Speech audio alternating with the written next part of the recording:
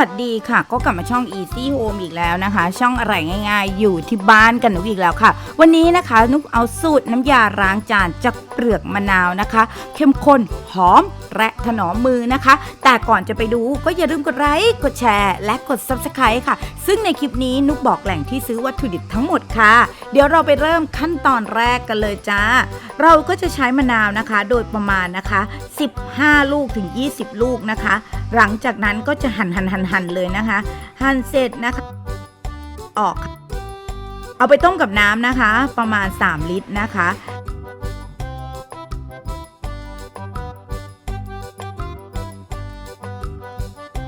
หลังจากนั้นไปตั้งไฟกันค่ะเราก็มาเตรียมN70กันเลยค่ะนะคะประมาณ200 กรัมนะคะ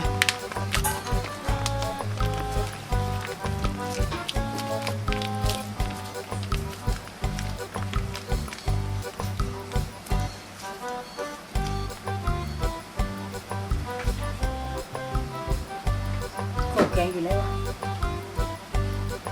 ใส่เกลือแกงลงไปนะคะเกลือก็เกลือที่เราใช้บริโภคทั่วไปนี่แหละค่ะมันจะเป็นก้อนใหญ่ๆนี้นะคะหลังจากนั้นค่ะเราคนทุกอย่างให้เข้ากันนะคะเกลือจะค่อยๆละลายนะคะแล้วก็ N70 จะมีลักษณะเป็นสีอย่างนี้ขึ้นนะคะพอ N70 นะคะมีลักษณะเป็นอย่างนี้แล้วนะคะเราจะใช้นะคะในส่วนของน้ำมะนาวที่เราต้มเมื่อกี้นะคะลงไปค่ะ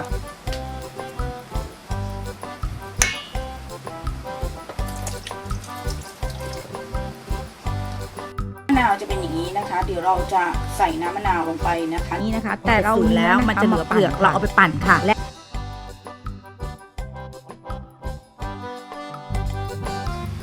ค่อยๆใส่ลงไปนะคะ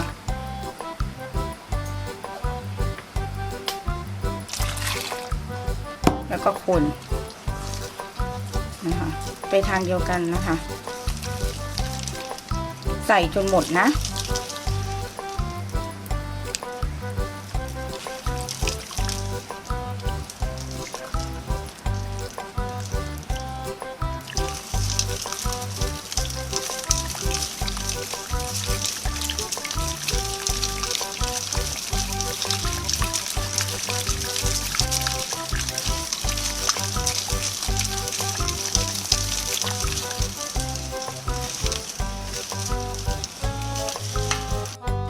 เราจะกรองลงไปเลยนะคะ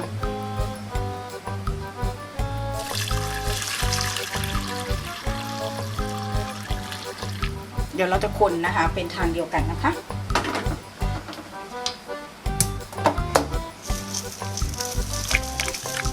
การคนนะคะจะใช้เวลานานนิดนึงนะคะใครมีสว่านตีได้เลยค่ะในขั้นตอนนี้นะคะ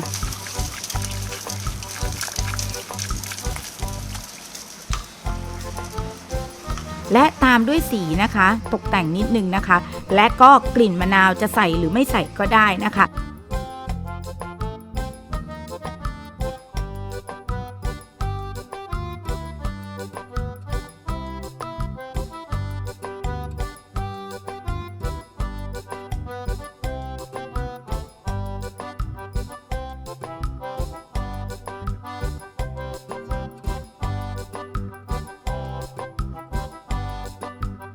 และบรรจุขวดอย่างนี้นะคะเราก็จะได้นะคะน้ำยาล้างจานสำหรับเปลือกมะนาวสูตรเข้มข้นถนอมมือจานสะอาด